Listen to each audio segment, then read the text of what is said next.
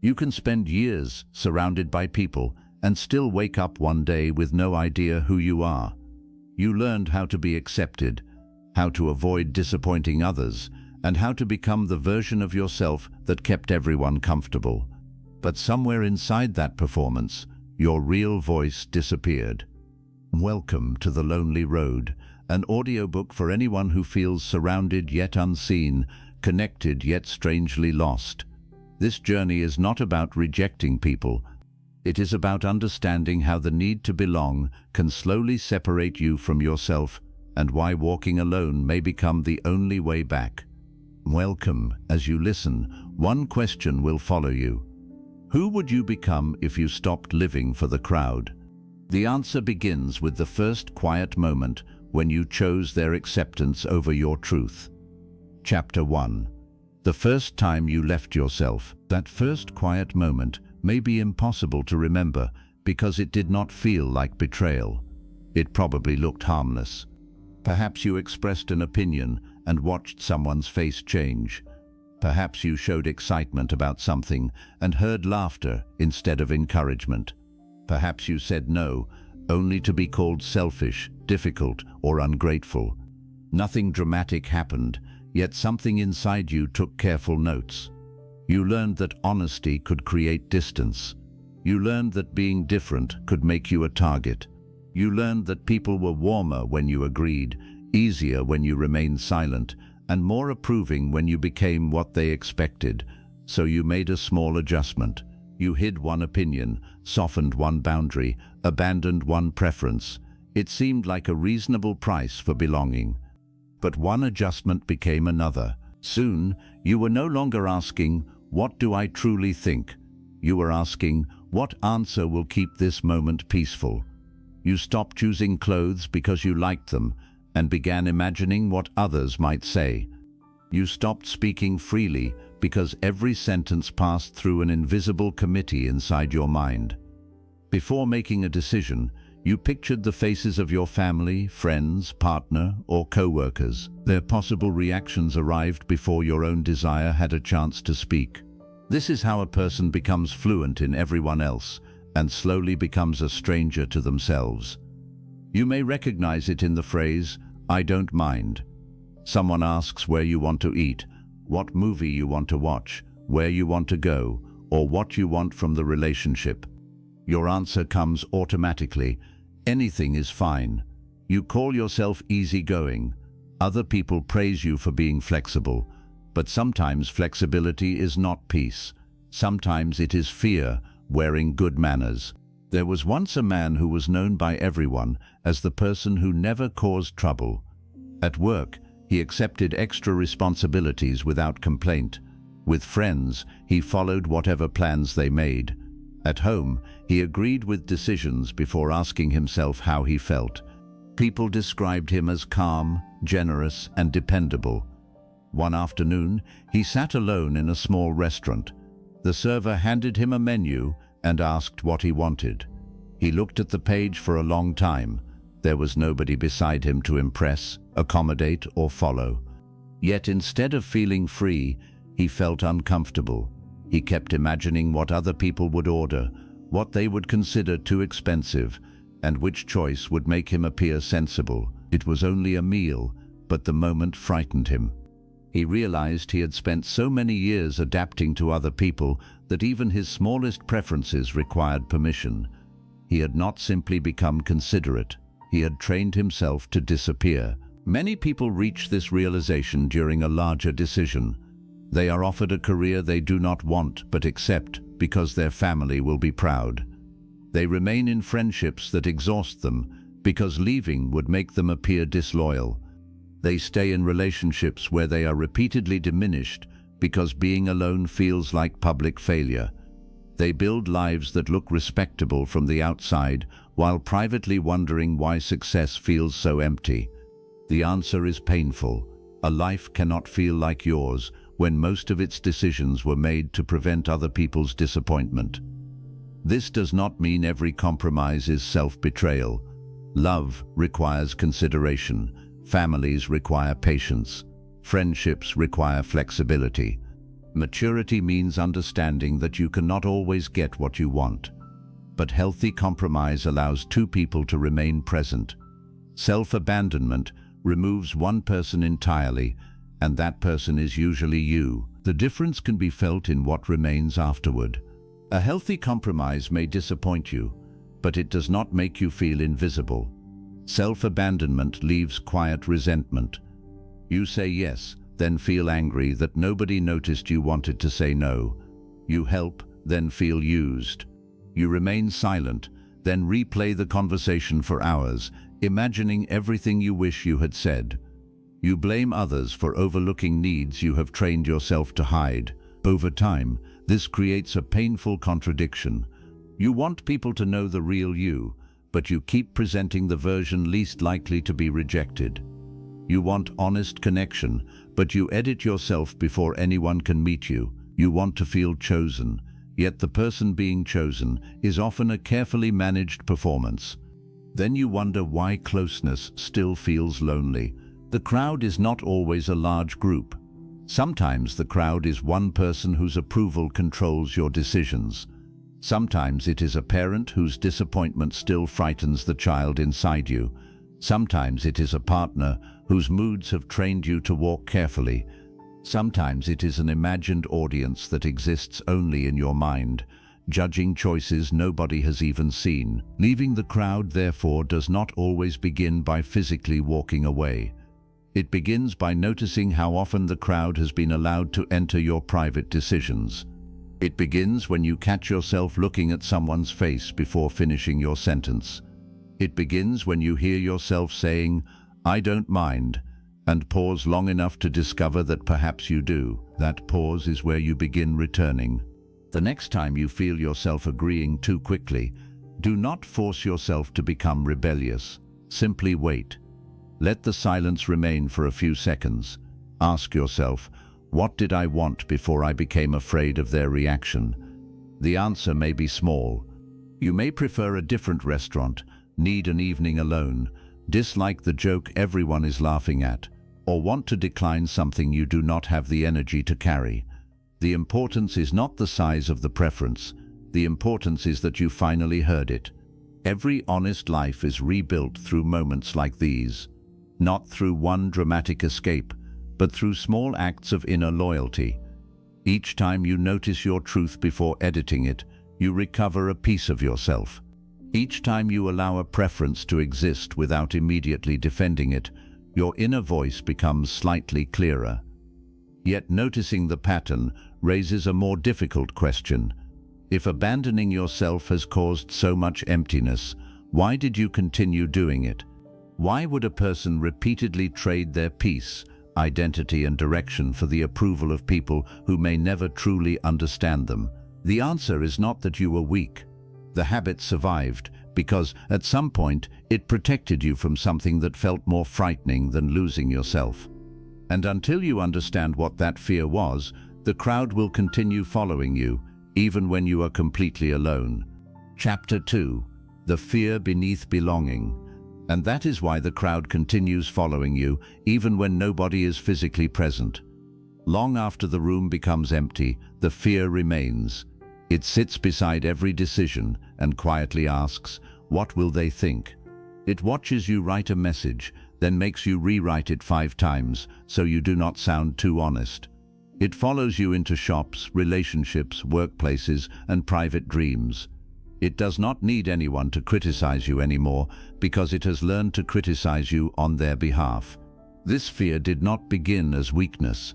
It began as protection. When you were young, belonging was not simply something you wanted. It was something you needed. You depended on other people for safety, guidance, affection, and a sense of who you were. Their approval made the world feel stable. Their disappointment could feel enormous. A child cannot easily say, "This person is uncomfortable with my individuality." The child is more likely to conclude, "Something must be wrong with me." So you became observant. You noticed which emotions were welcomed and which created tension. Perhaps sadness received little patience, so you learned to hide your pain. Perhaps anger was punished, so you buried every boundary until resentment became your only private rebellion. Perhaps success earned affection, so you began measuring your worth through achievement.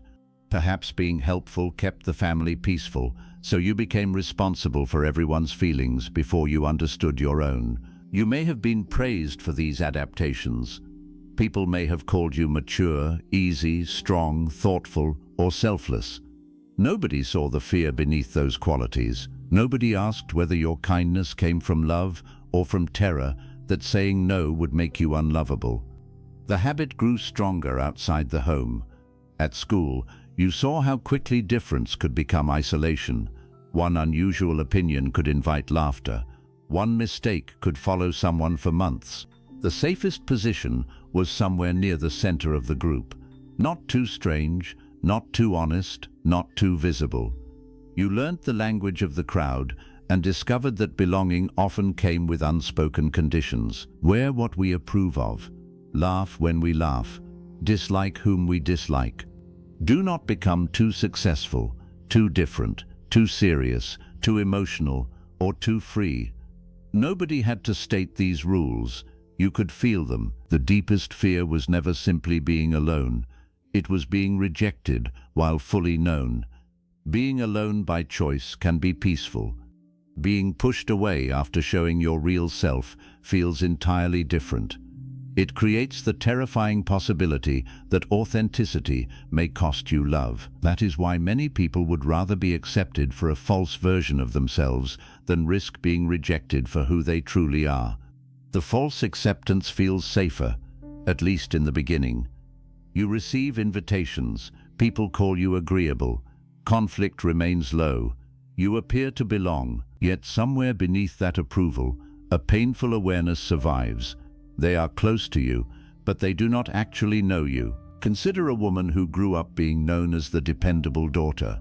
She solved problems, avoided conflict, and placed her plans behind everyone else's needs. When she wanted to study art, her family called it unrealistic. She chose a career they respected instead. When she wanted to move to another city, she stayed because her parents said the family needed her. When she felt exhausted, she reminded herself that good people do not disappoint those they love.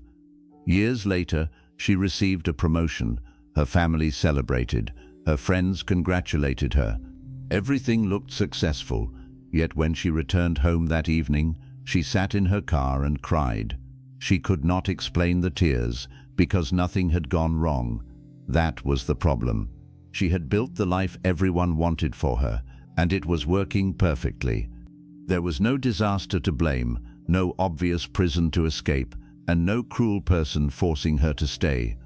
The door had been unlocked for years, but fear had convinced her that walking through it would make her selfish. Her sadness was not ingratitude. It was grief for a life she had repeatedly postponed in exchange for belonging. Perhaps your choices have been different, but the fear may feel familiar. You imagine setting a boundary, then immediately picture someone becoming angry. You consider changing direction, then hear the voices of people who will call you irresponsible. You want to reveal what you truly feel, but your mind produces every possible way the conversation could go wrong. Before anything has happened, you surrender. This is how fear becomes an internal crowd. It fills an empty room with imagined reactions. You do not need someone to reject you today because you are still obeying the rejection you experienced years ago. You keep protecting yourself from a danger that may no longer exist. The people in your life may disagree with you. Some may become disappointed. Others may misunderstand the changes you make. But disappointment is not always abandonment. Disagreement is not always rejection. Someone's discomfort does not automatically mean you have done something wrong. These truths sound simple until you try to live them. The moment you say no, after years of saying yes, your body may react as though you have created a crisis. Your heart may race. You may feel compelled to offer a long explanation, apologize repeatedly, or reverse your decision before the other person responds. This does not mean the boundary was wrong. It means your nervous system still associates honesty with danger. You are not only changing a sentence, you are challenging an old survival rule. That rule says, keep everyone comfortable and you will be safe. But the rule hides a cruel condition. Everyone may remain comfortable except you. To loosen its power, begin by naming what you are actually afraid of. When you hesitate to express yourself, ask, what do I believe will happen if this person disapproves? Do not settle for the answer, they might get upset. Go deeper. Are you afraid they will leave? Call you selfish? Speak badly about you? Stop loving you? Make you question your worth? Fear becomes more manageable when it is brought into clear language. A vague feeling can control your entire life. A named fear can be examined. Then ask a second question. If that happened, would it prove that I was wrong, or would it simply prove that this relationship was comfortable only while I remained easy to control? Not every person who dislikes your boundary is manipulative. Sometimes people need time to adjust. When you change a pattern, even good people may feel confused. But confusion is not a command to return to your old position. Their reaction belongs to them. Your responsibility is to remain honest without becoming cruel. This is where emotional maturity begins. Not in pleasing everyone, and not in rejecting everyone, but in learning to tolerate the discomfort of being a separate person. You can love someone and disagree with them. You can respect someone and choose differently. You can be grateful for what your family gave you without giving them ownership of your future. You can listen to advice without handing over your judgment. You can allow people to misunderstand you while refusing to misunderstand yourself. The crowd loses power each time you discover that disapproval can be survived. At first, this may feel like loneliness. Some people will not follow you into a life where you have boundaries. Certain relationships may weaken when you stop carrying their entire weight. Invitations may disappear when you no longer perform the role that kept everyone comfortable. The silence that follows can make you question whether freedom was worth the cost. But that silence also reveals something important. It shows you which connections were built around your presence and which were built around your obedience. Once you see that difference, you cannot easily forget it. You begin noticing how much energy has gone into maintaining identities that were never truly yours. The endlessly helpful one, the calm one, the successful one, the one who needs nothing, the one who never leaves. And then another question begins to rise, not why you became these versions, but what they have taken from you. Because fear does not only change how you behave around people. If carried long enough, it changes the direction of your entire life. It chooses your work, your relationships, your habits, and even the dreams you permit yourself to imagine. By the time you finally recognize the cost, you may discover that you have not simply been following the crowd. You have been living a life borrowed from it. Chapter 3. The Cost of a Borrowed Life. A borrowed life rarely looks like a disaster from the outside. It may look responsible, respectable, even successful. You wake up when you are supposed to wake up. You answer messages, meet expectations, keep promises, and continue playing the role everyone recognizes. People may praise your patience, admire your discipline, and tell you how fortunate you are. Yet beneath the visible order of your life, something feels quietly wrong. You cannot always explain what is missing. Nothing has completely fallen apart, but nothing feels fully alive either. You laugh at the right moments, participate in conversations, and make plans for a future that somehow does not excite you. When someone asks if you are happy, you hesitate for half a second before giving the answer that requires no further questions. That hesitation is not ingratitude. It is recognition. Some part of you knows that the life you are maintaining was built from decisions you did not entirely make. The crowd did not need to force those decisions upon you. It only had to reward your obedience and make your independence feel dangerous. Over time, you became so skilled at choosing what was acceptable that you stopped noticing what was true. This is the hidden cost of abandoning yourself. Eventually, you lose the ability to recognize your own desires. You can choose a meal, buy clothes, select a movie, and arrange the ordinary details of your day, but when the choice becomes meaningful, something inside you freezes. Do you actually want this relationship, or are you afraid to begin again? Do you truly want this career, or do you want the respect attached to it? Are you staying because it is right for you, or because leaving would disappoint people who never have to live with the consequences? The questions sound simple until you try to answer them honestly. Then you discover how crowded your mind has become. A parent's expectations speak from one corner. A partner's preferences speak from another. Old friends remind you who you used to be. Social media shows you who you are supposed to become. Fear warns you not to make a mistake. Guilt tells you that choosing yourself will hurt someone. By the time your own voice attempts to speak, the room is already full, so you say you are confused. But confusion is not always the absence of an answer. Sometimes it is the presence of an answer you do not yet feel permitted to accept. Perhaps you already know that something must change. You know which conversations leave you feeling smaller. You know which environments require you to hide. You know which commitment has become a prison and which dream keeps returning after every attempt to bury it. You are not completely unaware of the truth. You are aware of what the truth may cost. That is why a borrowed life can continue for years. It is easier to tolerate familiar emptiness than to risk unfamiliar freedom.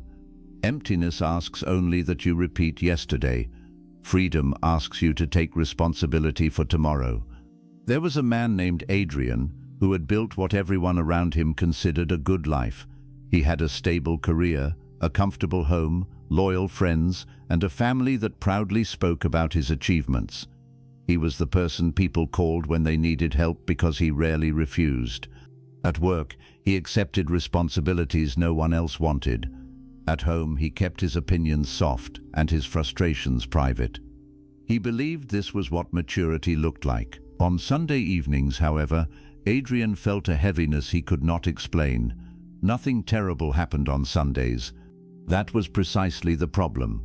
When the activity of the week slowed down, he could hear the life beneath his life. He would sit near the window with a cup of coffee growing cold beside him. He could see people returning home, lights appearing in neighboring buildings, and the sky slowly losing its color. In those quiet minutes, an uncomfortable thought came to him. If nobody expected anything from me tomorrow, I would not know what to do with myself. He first treated this thought as exhaustion. He took a vacation, bought things he did not need, and tried to become more grateful. He reminded himself that other people had greater problems, but gratitude used as a weapon against honesty does not create peace, it creates shame. Now he was not only unhappy, he also felt guilty for being unhappy, so he worked harder. He filled the silence with productivity because stillness threatened to expose him. The more disconnected he felt, the more useful he tried to become. Usefulness gave him a temporary identity. As long as someone needed him, he did not have to ask what he needed. Many people live this way without realizing it. They confuse being needed with being loved. They believe that if they stop solving problems, giving advice, carrying burdens, and making sacrifices, their place in other people's lives will disappear. They never allow anyone to meet the person beneath the service they provide. Eventually, this produces a strange loneliness. You are surrounded by people who appreciate what you do, yet you remain uncertain whether they value who you are. They know the dependable version, the calm version, the forgiving version, the version that answers immediately and asks for very little.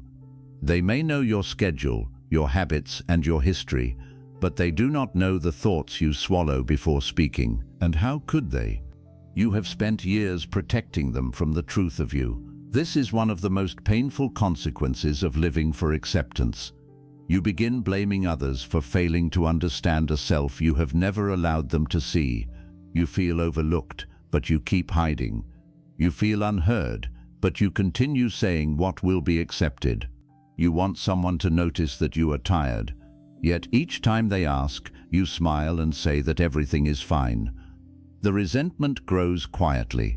At first, it appears as irritation over small things. A request that once seemed harmless suddenly feels unbearable. A phone call makes you tense. A familiar obligation fills you with anger before it has even begun. You may think you are becoming cold or impatient, but often this anger is the voice of a boundary that was ignored for too long. Resentment is what happens when your mouth keeps saying yes after your spirit has begun saying no. You may direct that resentment toward the people around you, but some of it belongs to the agreement you keep renewing.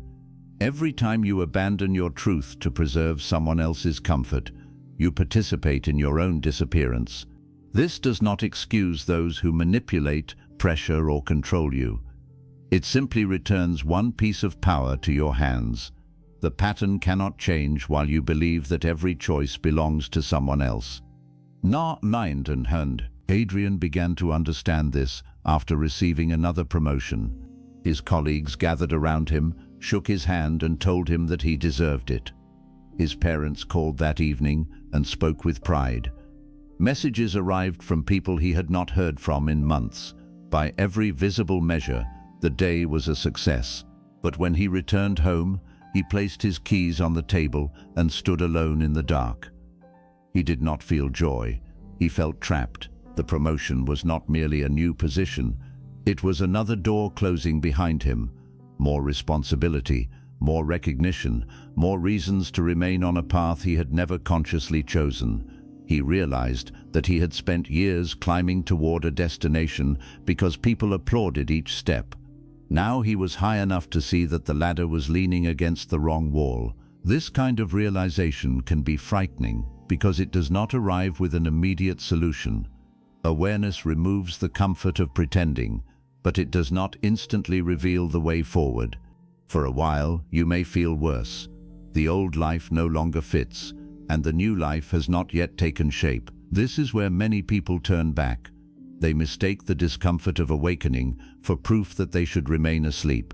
They return to familiar routines, silence their questions, and convince themselves that wanting something different is childish.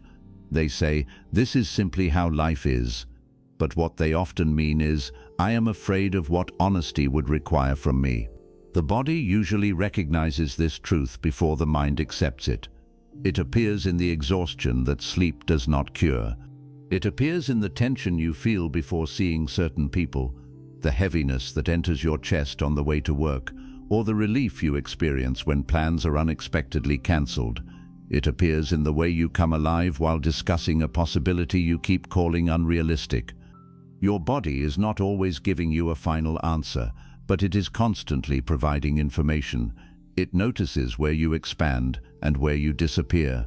It remembers every room in which you learn to make yourself smaller. When this continues long enough, emotional numbness begins to feel normal.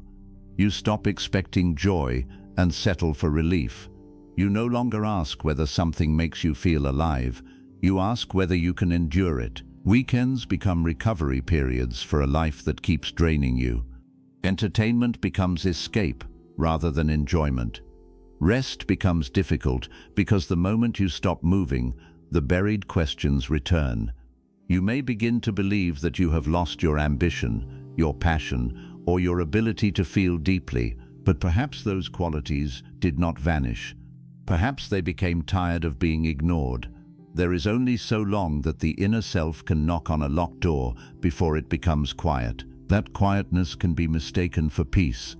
You may tell yourself that you have finally become less emotional, less demanding, and more realistic. Yet real peace does not make you absent from your own life. Real peace contains presence.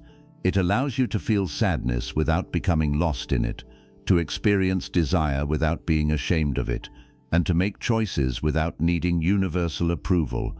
Numbness asks nothing of you because it has already taken everything it wanted. It takes curiosity first. You stop exploring because exploration may reveal possibilities that threaten your current life. Then it takes courage. You begin rejecting ideas before anyone else can reject them. Eventually, it takes imagination. You cannot picture a different future because every future you imagine is immediately judged by the people whose approval you still carry inside you. This is how the crowd limits you, even when no one is physically standing in your way. You begin censoring your dreams before speaking them. You call yourself unrealistic before anyone else gets the chance. You say, "That would never work," when the deeper truth is, "I do not know who I would be if it did." The crowd gave you a role. Perhaps you became the responsible one, the peaceful one, the strong one, the successful one, or the person who never leaves. Even a positive role can become a cage when you are no longer allowed to grow beyond it. The strong one is not permitted to collapse. The peaceful one is not permitted to be angry. The responsible one is not permitted to change direction. The successful one is not permitted to admit that achievement feels empty. The person who never leaves is expected to remain, no matter how much remaining costs. People become attached to the version of you that makes their lives predictable. When you change, they may accuse you of becoming difficult. What they sometimes mean is that the old version of you was easier for them to understand, influence, or depend upon. This is why finding yourself may initially feel like disappointing everyone. The more honestly you live, the less predictable you become to people who benefited from your silence. You may say no where you once agreed. You may question traditions you once followed automatically. You may step away from conversations that feed on judgment, relationships that survive through guilt, and goals that look impressive but leave you empty. These changes do not always make you feel powerful at first. Sometimes they make you feel selfish, uncertain, and alone. The mind will search the faces around you for permission to continue. If it finds disappointment, you may feel an almost irresistible need to apologize and return to your old position. But every life has a price. Living honestly may cost you approval, familiarity, and certain relationships. Living dishonestly costs you your energy, your clarity, your self-respect, and eventually your ability to know who you are. One price is visible immediately, the other is paid quietly over years. That is why borrowed lives can appear comfortable while becoming unbearably expensive. They are paid for through mornings you do not want to begin, conversations in which you disappear, ambitions you never examine, and a low sadness you cannot name. They are paid for whenever you look at your own reflection and feel as if you are watching someone perform your life from a great distance. The hardest moment is not when everything collapses. It is when everything continues and you finally realize that continuation is no longer enough. Adrian reached that moment on another ordinary Sunday. He sat beside the same window, but this time he did not turn on the television or pick up his phone. He allowed the silence to remain. At first it felt uncomfortable, almost hostile. Without noise, there was nowhere to hide from himself. He began thinking about the choices he would make if praise were removed from the equation. He remembered the parts of himself he had dismissed as impractical, the places he had wanted to see, the work that once made him curious, the conversations he had avoided, the relationships in which he felt valued only when he was useful. He did not resign from his job that evening. He did not make a dramatic announcement or destroy his entire life. Transformation does not always begin with a brave action. Sometimes it begins with the refusal to tell yourself another lie. Adrian admitted that the life everyone admired was exhausting him. That sentence changed nothing around him, but it changed his relationship with reality. For the first time, he was no longer arguing against what he felt. He was no longer trying to force gratitude where truth was asking for attention. The admission created grief. He mourned the time he had lost, the risks he had avoided, and the person he might have become. Yet beneath that grief was something he had not felt in years: relief. Truth can hurt, but pretending requires constant effort. Once you stop defending the life that is wounding you, that energy becomes available for something else. Not immediate certainty, not a perfect plan, just the first honest breath. Perhaps you are standing near that moment now. Perhaps the life around you is still functioning, but you can no longer deny the distance inside you. You may not know what needs to stay, what needs to end, or who you will become when you stop performing. You only know that you cannot keep paying for belonging with pieces of yourself. Do not rush to fill that uncertainty. The crowd trained you to fear any space it could not define. It taught you that being alone meant being unwanted, that silence meant emptiness, and that a path without witnesses had no value. But what if the silence you have been avoiding is not empty? What if it is the first place where the borrowed voices finally become quiet enough for your own voice to return? Chapter 4. The silence that knows your name. Your own voice does not return as a shout. It returns carefully, almost as if it is unsure whether it will be welcomed. After being ignored for years, it does not immediately arrive with a complete plan for your future. It begins with smaller truths. I am tired. I do not enjoy this anymore. I miss the person I used to be. I want something different. These thoughts may seem incomplete, but they are not meaningless. They are the first signs that your inner life is waking up. The problem is that most people silence these thoughts almost as soon as they appear. They reach for their phones, turn on another video, answer another message, or find another task. They call it staying busy, but sometimes busyness is simply a respectable form of escape. The crowd does not control you only through its opinions. It controls you through its noise. As long as your attention is constantly occupied, you never remain still long enough to notice what your life is doing to you. You move from one conversation to another, one responsibility to another, one distraction to another. By night, you are too exhausted to think clearly. By morning, the performance begins again. Silence threatens this pattern because silence does not congratulate you for functioning. It asks whether the life you are functioning inside is worth continuing. This is why being alone can initially feel unbearable. You may assume that you fear loneliness, but often you fear what loneliness will reveal. Without other people around you, there is no one to impress, rescue, please, blame, or follow. There is only the person you have been avoiding, and that person remembers everything. They remember every dream you dismissed because someone laughed at it. They remember every boundary you abandoned to keep a relationship. They remember every moment you said yes, while something inside you begged you to say no. They remember the mornings when you looked at your own life and wondered how you had become a visitor within it. When these memories rise, solitude can feel like punishment. But solitude is not creating the pain, it is removing the noise that prevented you from feeling what was already there. There is an important difference between loneliness and being alone. Loneliness is the pain of feeling disconnected. You can feel it in an empty house, but you can also feel it beside someone who never listens to you.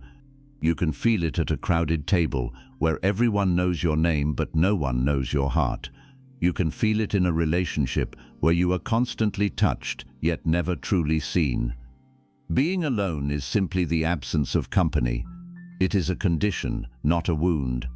What you experience inside that condition depends on the relationship you have built with yourself. If you have spent years treating yourself as someone to escape, then solitude will feel like being trapped with a stranger. If you begin treating yourself as someone worth knowing, the same solitude becomes a meeting place. This was the shift Adrian began to experience after that quiet Sunday by the window. For several days, nothing outwardly changed. He still went to work, answered calls, and completed his responsibilities, but he stopped filling every empty moment. During his lunch break, he began sitting outside without checking his phone. At first, the silence made him restless. His hand repeatedly moved toward his pocket without conscious thought. He felt the urge to see whether anyone needed him. Being needed had become the proof that he mattered, and without that proof, even 10 quiet minutes felt uncomfortable. Still, he remained seated. He noticed the sound of traffic beyond the trees, the warmth of sunlight on the table, and the speed at which his mind searched for something to worry about. He watched his thoughts without immediately obeying them. Some were about work, some were imagined conversations, Some were old criticisms repeated in the voices of people who were not there. Then another thought appeared. I cannot remember the last time I did something simply because I wanted to do it. His first reaction was to judge himself. He thought about how much time he had wasted and how foolish he had been. But this time, he noticed the judgment before it carried him away. He understood that even his inner voice had learnt the language of the crowd. Whenever an honest desire appeared, criticism arrived to push it back into hiding. That is one of the strangest discoveries on the lonely road.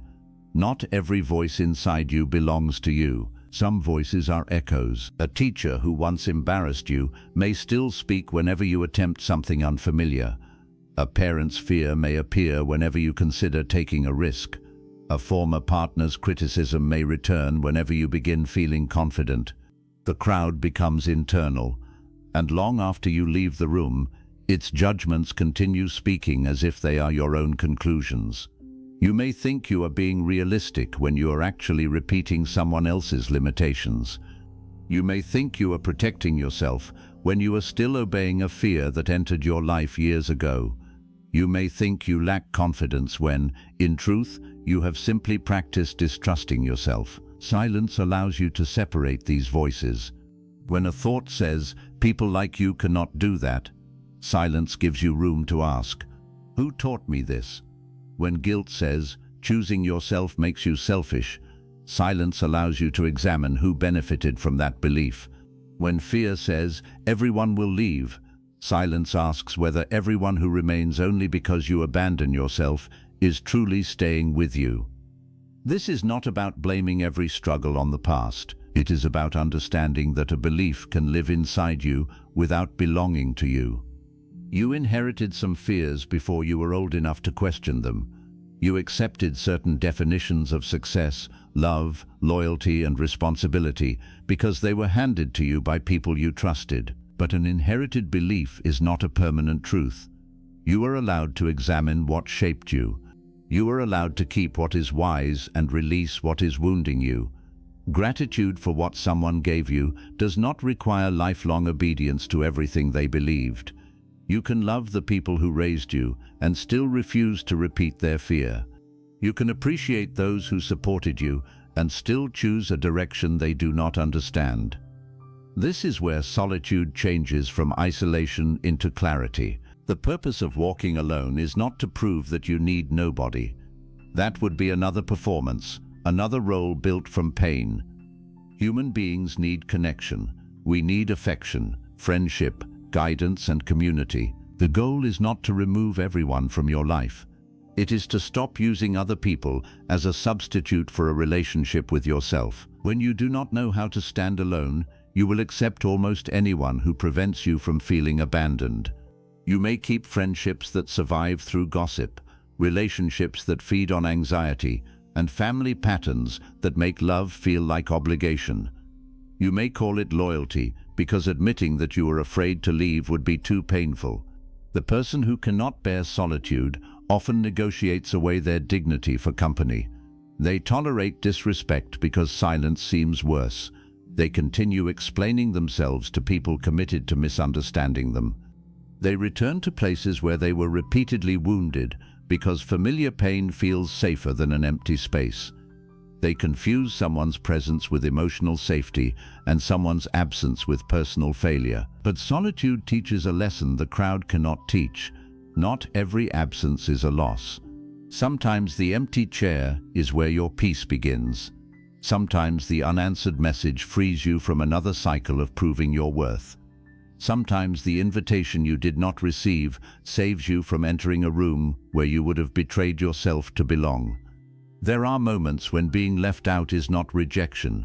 It is redirection away from a version of you that was surviving through approval.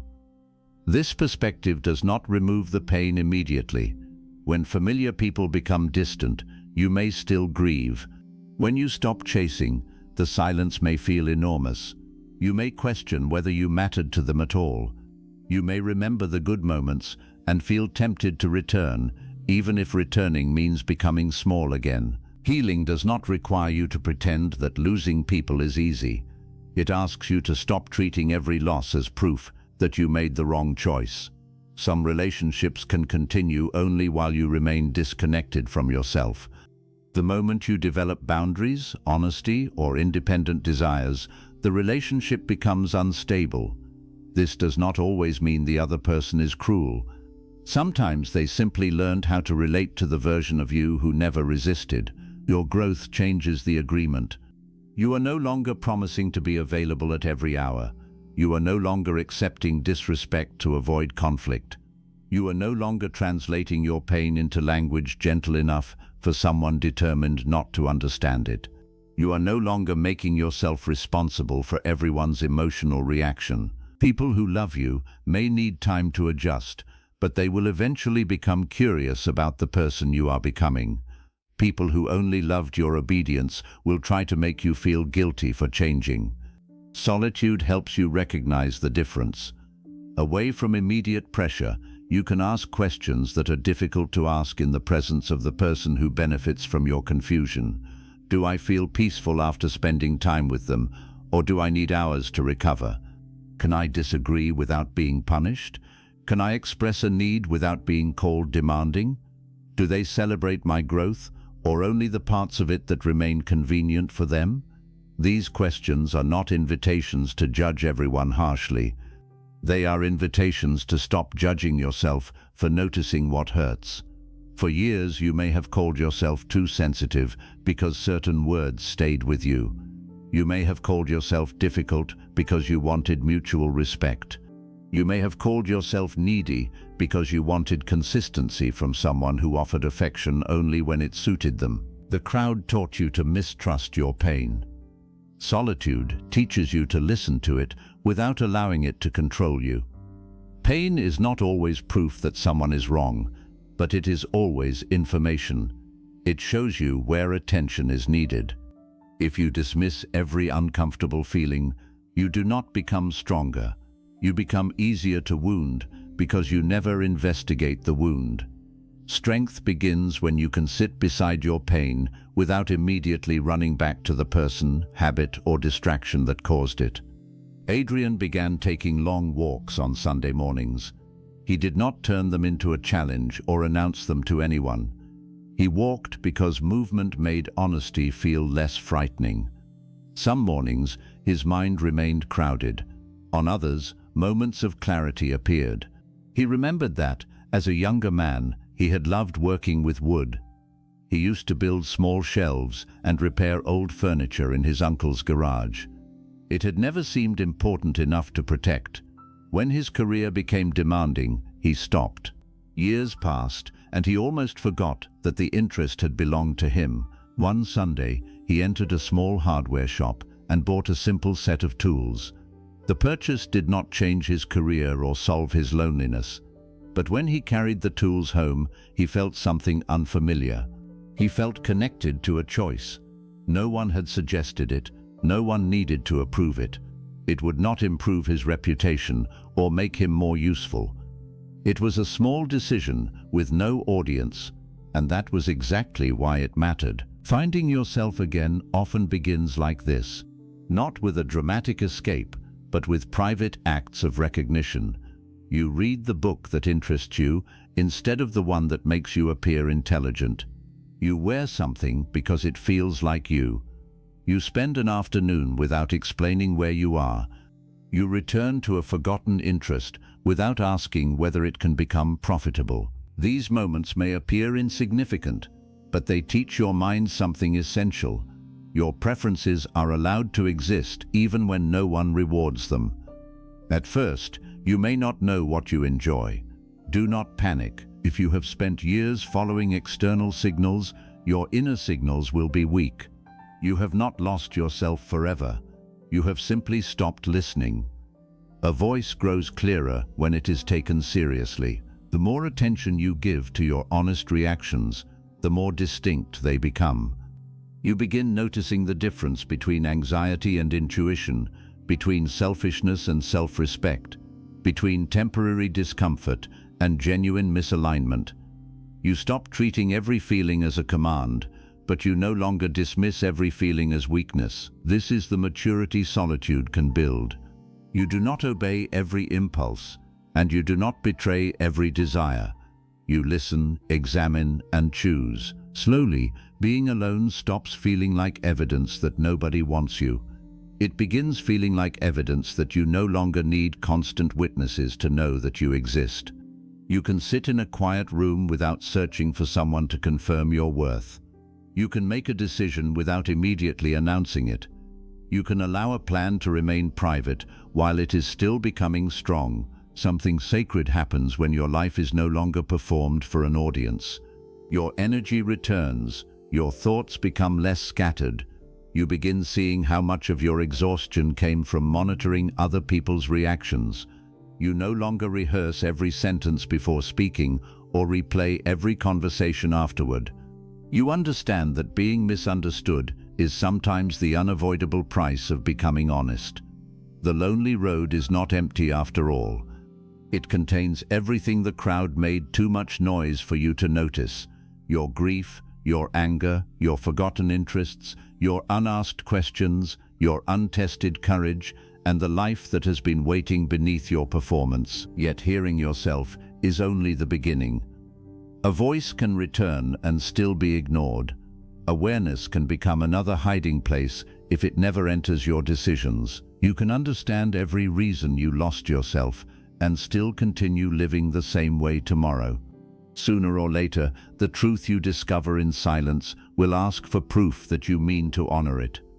It will appear in an invitation you do not want to accept, a demand you can no longer carry, a conversation you have delayed, or a choice that no one else can make for you. In that moment, the crowd will become loud again. Fear will remind you what honesty may cost, and then the lonely road will ask a more difficult question. Now that you can hear your own voice, will you finally obey it? Chapter 5. The Discipline of Choosing Yourself. Han William Lindholm Nas. Djup and sina förnådas. The answer will not be revealed by what you feel in silence. It will be revealed by what you do when the noise returns.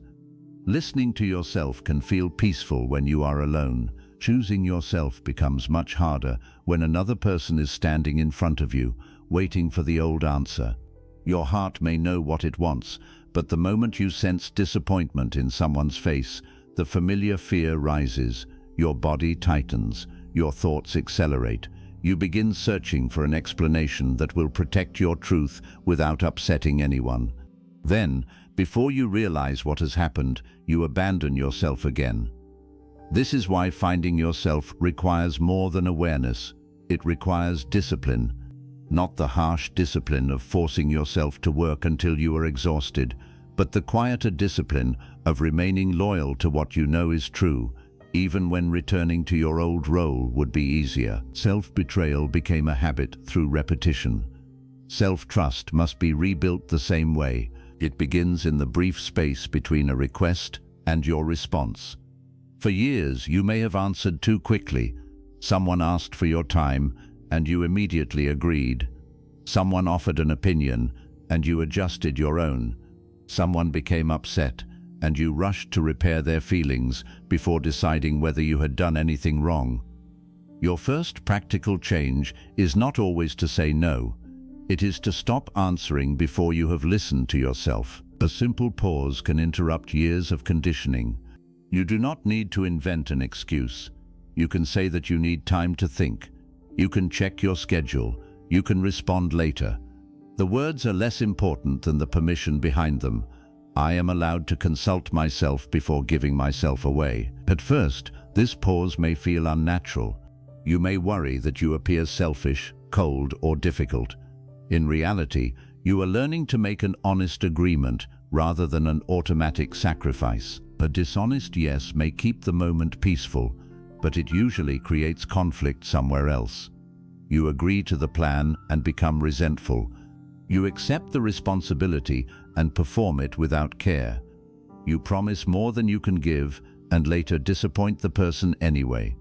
What looked like kindness was only delayed frustration. An honest answer may create discomfort now, but it prevents a deeper dishonesty later. Adrian faced this when his manager asked him to work through another weekend. The request was familiar. Several colleagues had already declined, and everyone expected Adrian to rescue the situation. In the past, he would have agreed before the manager finished speaking. Being dependable had become so central to his identity that refusing felt like becoming a bad person. This time, he paused. The silence lasted only a few seconds, but inside him, it felt enormous. He could feel the old machinery beginning to move. It reminded him that his manager had supported him. It warned him that someone else might appear more committed. It imagined future conversations in which people described him as changed. Then he remembered the tools he had bought and the small table he had begun restoring at home. He remembered the first Saturday morning in years that had felt like his own. He understood that accepting the extra work would not merely take several hours, it would send a message to the part of him that had only just begun returning. Your life still comes last. Adrian declined respectfully. His manager looked surprised and asked whether anything was wrong. That question nearly pulled Adrian back into explanation. He felt pressure to invent an emergency because a personal choice did not seem important enough. But he simply said that he had already made plans and would not be available. Nothing dramatic happened. His manager was disappointed, but the conversation ended. Adrian returned to his desk with trembling hands. That trembling mattered. It showed him that a boundary can feel dangerous even when no danger follows. His body was reacting to an old expectation, not the reality in front of him. For years, he had mistaken that physical discomfort for proof that he was doing something wrong. Many people do the same. They say no, feel guilty, and immediately assume the guilt means they should reverse the decision. But guilt is not always a moral warning. Sometimes it is the emotional withdrawal that follows when you stop feeding an unhealthy pattern. You are accustomed to receiving relief through compliance. When you agree, tension disappears from the other person's face. Their approval returns, and your nervous system relaxes. When you begin setting boundaries, that reward is removed. The discomfort that follows may feel like punishment, but it is often the cost of breaking dependence on approval. If you retreat every time guilt appears, guilt will continue governing your life. The goal is not to become insensitive. You should care how your choices affect other people.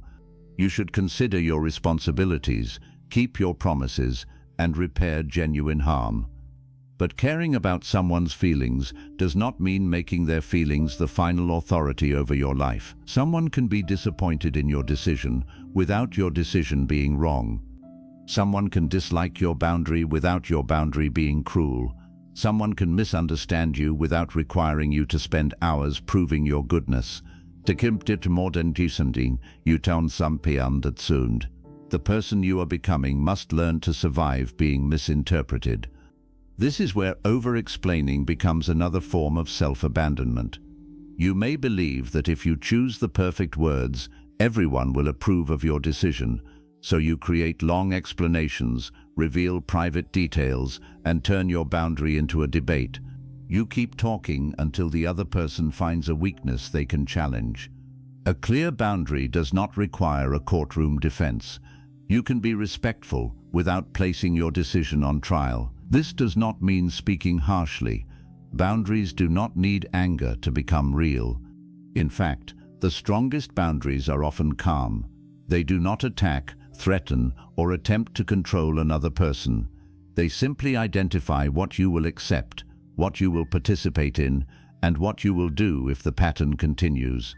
You cannot force someone to speak respectfully, but you can end a conversation when they become insulting. You cannot force someone to value your time, but you can stop rearranging your life for people who repeatedly arrive only when they need something. You cannot force someone to become honest, but you can decide that access to you requires honesty. A boundary is not a tool for changing another person. It is a commitment to stop abandoning yourself in their presence. That commitment becomes stronger through small decisions. If you begin only with the largest and most frightening choices, You may become overwhelmed. You do not need to leave everything behind tomorrow. You need to stop disappearing from the life you are living today. Choose one moment in which you normally silence yourself and respond differently. Express a preference without apologizing. Decline one invitation you do not want to accept. Leave one conversation that survives by humiliating others. Spend 1 hour on something that matters to you without turning it into a performance. These actions may appear too small to transform a life, but the size of the action is not what rebuilds self-trust. What matters is the message repeated beneath it. When I hear myself, I respond. Every kept promise strengthens that message. If you tell yourself that you will take a quiet walk, take it. If you decide to begin a forgotten project, give it time before enthusiasm disappears. If you promise to stop answering disrespectful messages immediately, do not break that promise because loneliness arrives at midnight. Self-trust is formed when your actions become evidence that you will no longer leave yourself whenever discomfort appears. Be careful, however, not to confuse choosing yourself with following every feeling. Feelings provide information, but they do not always provide direction. You may feel like avoiding a difficult responsibility, abandoning a meaningful commitment, or attacking someone because you are hurt. Honoring yourself does not mean becoming ruled by impulse. The deeper question is not simply what you feel like doing. It is what choice allows you to respect yourself afterward. Sometimes choosing yourself means resting. Sometimes it means completing the difficult work you promised to finish. Sometimes it means leaving a relationship. Sometimes it means staying long enough to have an honest conversation instead of disappearing. Sometimes it means forgiving someone. Sometimes it means accepting that forgiveness does not require renewed access. The lonely road is not built from permanent rejection. It is built from discernment. You must learn the difference between discomfort that helps you grow and discomfort that teaches you to disappear. Growth may challenge your pride, require patience, and expose your weaknesses, but it does not demand that you surrender your dignity. Self-abandonment creates a different feeling. It asks you to betray what you know, ignore repeated harm, and become smaller so that a situation can remain unchanged. One discomfort strengthens you.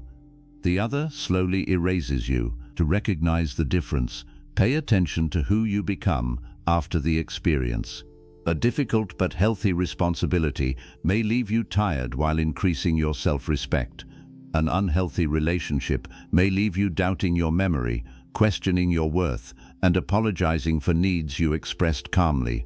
A meaningful challenge can humble you without making you hate yourself. Manipulation makes you believe that peace is possible only if you surrender. The clearer these differences become, the less control the crowd has over you. You also begin to understand that not everyone deserves equal access to your inner life. Some people have earned the right to hear your fears because they handle them with care. Others use vulnerability as information they can later turn against you. Finding yourself requires wisdom about where you speak and where you remain silent. Privacy is not dishonesty. You are allowed to protect a decision while it is still fragile. You do not need to announce every dream to people who examine possibilities only to explain why they will fail. Some goals need quiet before they can survive public opinion. A seed does not apologize for beginning underground. Adrian began keeping his restored furniture project private. In the past, he would have announced it quickly, hoping praise would confirm that his interest was worthwhile. This time, he wanted to know what the work felt like without applause. He spent several evenings sanding the old table. The process was slow and imperfect. No one was watching, and nothing about it improved his professional reputation. Yet as the damaged wood began revealing its original grain, Adrian felt as if he were witnessing his own life. The table had not needed to become something entirely new. It needed the layers that covered it to be carefully removed. So did he. This realization changed the way he approached his future. Instead of asking which life would impress people most, He began asking which life he could inhabit honestly. Instead of searching for a dramatic escape, he started gathering evidence about what gave him energy, what drained it, what he valued, and what he had accepted only through fear. He did not trust every thought immediately. He watched for patterns. One difficult day at work did not mean his career was wrong, but months of emptiness deserved attention. One disagreement did not make a relationship unhealthy, but a pattern of punishment whenever he expressed himself revealed something important. One moment of fear did not mean he should stop. Sometimes fear appeared precisely because he was moving toward a life that belonged to him. This is how wise change begins, not through reckless destruction, but through sustained honesty. You observe your life without defending it. You notice where your words and actions disagree. You stop asking only what will happen if you change, and begin asking what will happen if you never do. That second question is often more powerful. If you continue saying yes to everything, what will remain of your energy 5 years from now? If you remain in a place where your spirit is constantly shrinking, who will you become? If you keep postponing the work, conversation, or decision that matters, how much longer will you call delay patience? There is a future cost attached to every truth you refuse to act upon.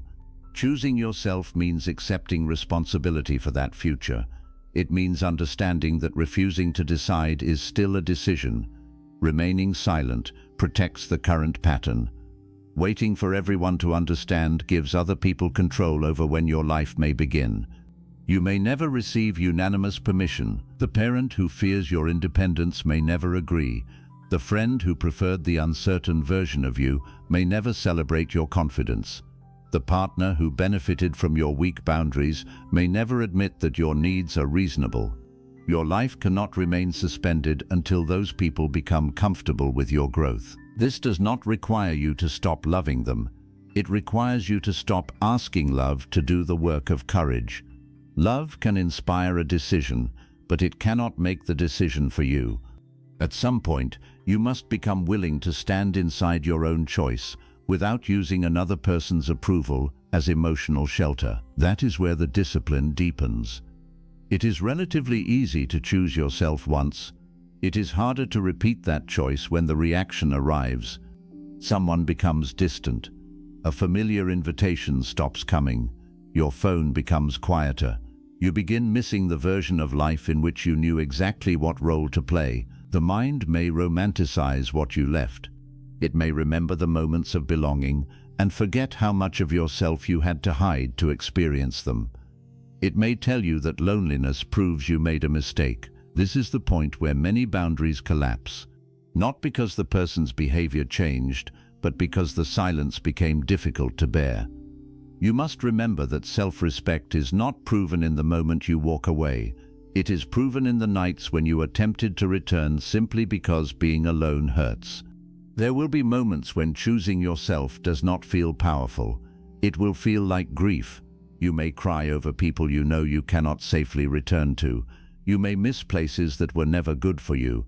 You may doubt a decision that your clearest mind knows was necessary. Missing something does not mean you belong there. The heart can grieve what the soul has outgrown. You can love someone and still recognize that loving them from a distance is the only way to stop losing yourself. You can feel sadness without turning sadness into surrender. Each time you remain present through that sadness, something within you becomes steadier. You learn that difficult emotions can move through you without deciding your future. You discover that you can survive disapproval, silence, uncertainty, and the absence of familiar validation. This is how the lonely road begins building strength. Not by making you fearless, but by showing you that fear does not have to be obeyed. Still, a harder test is coming. Small decisions have begun returning your life to you. Your boundaries are becoming clearer, and your voice is becoming stronger. But the crowd will not always release the old version of you without resistance. Some people will test whether your changes are real. Old guilt will return in new forms. Doubt will speak with the voices of people you once trusted. When that happens, discipline alone will not feel like enough. You will need an inner strength that does not depend on immediate results, agreement, or applause, because choosing yourself once is an act of courage. Remaining yourself when the crowd wants the old you back is where courage becomes character. Chapter 6. The Strength to be Misunderstood. Character begins where applause ends. It is easy to believe in your growth while everything is peaceful. It is easy to honor your boundaries when nobody challenges them, and to trust your choices when the results are immediate. The real test arrives when the people around you notice that your old patterns are disappearing. At first, they may be surprised. Then they may begin asking questions. Why are you so quiet? Why do you need time to decide? Why are you no longer available whenever they call? Why are you taking this so seriously? Why can you not be the way you were before? These questions may sound curious, but beneath some of them is a request. Return to the version of yourself we understood. The old version was predictable. That version absorbed tension, accepted inconvenience, laughed at disrespect, and carried burdens without asking whether they belonged to you. People knew which words would create guilt, which silence would make you chase, and which disappointment would bring you back into obedience. Now the familiar methods are no longer working. Your pause interrupts the pressure. Your no remains standing after their reaction. Your silence no longer means you are preparing to apologize. You are not becoming cruel. You are simply becoming harder to control through fear. This change can disturb people who are comfortable with your lack of boundaries. They may accuse you of becoming selfish, distant, proud, or ungrateful. They may compare you with your former self, as if your willingness to suffer quietly was your best quality. You have changed, they will tell you. For once, you do not need to deny it. You have changed because remaining the same was costing you your life. You have changed because the peace you created for everyone else was built from conflict within yourself. You have changed because the old version of you knew how to survive among people, but did not know how to exist without their approval. Change is not a confession of guilt. Sometimes it is evidence that you finally listened, but knowing this will not make criticism painless. Words from strangers may be easy to dismiss. Words from people you love can reach the places where your oldest fears are stored. A single disappointed expression from a parent can make you question months of growth. A cold message from a partner can awaken the belief that honesty always leads to abandonment. A friend's joke can make your new dream feel foolish again. Inner strength is not the ability to feel nothing in these moments. It is the ability to feel the pain without allowing the pain to choose your next action. Adrian discovered this when he told a close friend about the furniture he had begun restoring. He had kept the work private for weeks, allowing himself to enjoy it without outside judgment. But one evening, the conversation turned toward the future, and he admitted that he was considering taking a furniture-making course. His friend smiled at first, then laughed. He asked whether Adrian planned to throw away a successful career to build tables in a garage. The comment was casual, perhaps even intended as humor, but Adrian felt its effect immediately. The interest that had seemed meaningful only minutes earlier suddenly felt embarrassing. He began explaining that it was merely a hobby and that he was not making any serious decisions. He reduced the importance of his own desire before his friend had even asked him to do so. On the drive home, Adrian felt angry. At first, he blamed his friend for failing to understand. Then he recognized something more painful. His friend had offered one doubtful reaction, but Adrian had done the rest. He had taken that reaction, enlarged it, and used it to abandon his own enthusiasm. The crowd had spoken through one laugh, and he had almost returned the life he was reclaiming. That night, Adrian stood beside the unfinished table in his apartment. The wood was smooth now, but several damaged sections still needed attention. He ran his hand across the surface and noticed how quickly shame had entered a place that had once brought him peace. He understood that if his interests survived only when others admired them, they did not yet belong to him. He was still renting his desires from the crowd, waiting to see whether they would be approved before allowing himself to keep them. So he did something small but important. He registered for the course. He did not do it to prove his friend wrong.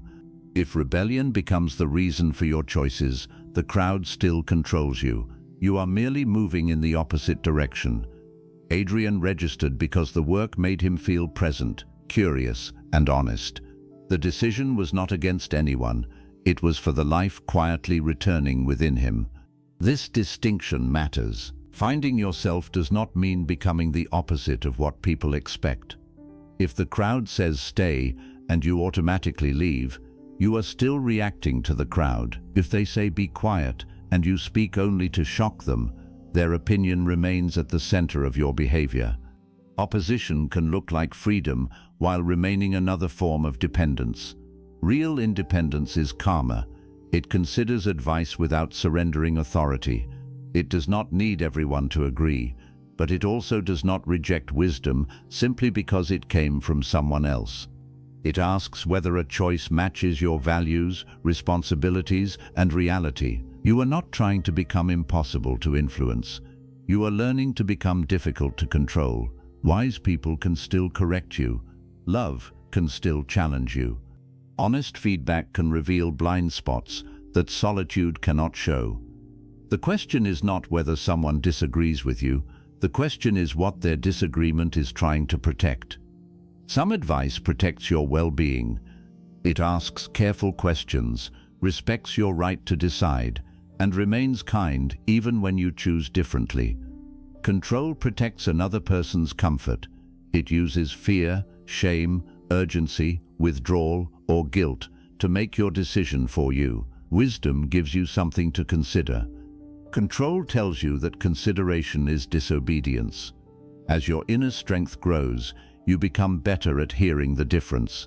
You can listen without collapsing. You can admit when someone is right without returning all authority to them. You can change your decision because new information appeared, not because disapproval became unbearable. This is an essential part of self-trust. Trusting yourself does not mean believing that you will always be right. You will make mistakes on the lonely road. You may trust someone who disappoints you, pursue work that does not become what you expected, or set a boundary more harshly than necessary. You may confuse fear with intuition, or temporary excitement with lasting purpose.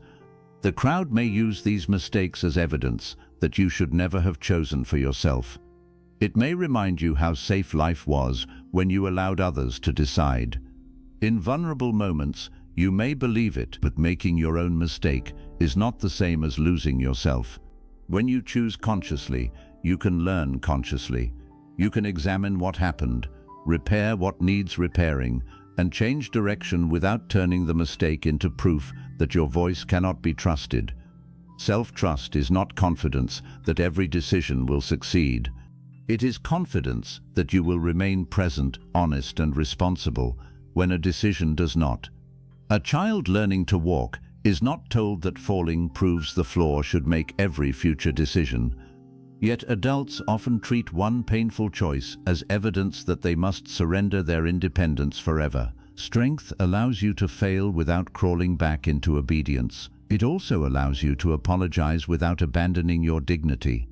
You can admit that your words caused harm while keeping the boundary beneath them.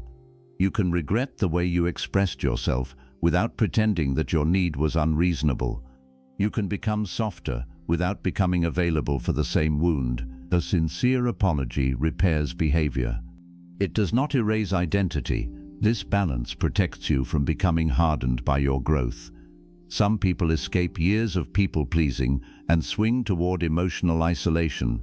They decide that needing anyone is weakness, that forgiveness is foolish, and that detachment means feeling nothing. They stop explaining because they no longer care whether they hurt others. They call this strength, but it is often unhealed pain wearing armor. The lonely road is not asking you to turn your heart into stone. It is teaching you to stop handing your heart to people who treat it carelessly. True strength keeps tenderness and judgment together. You can care deeply without carrying everything.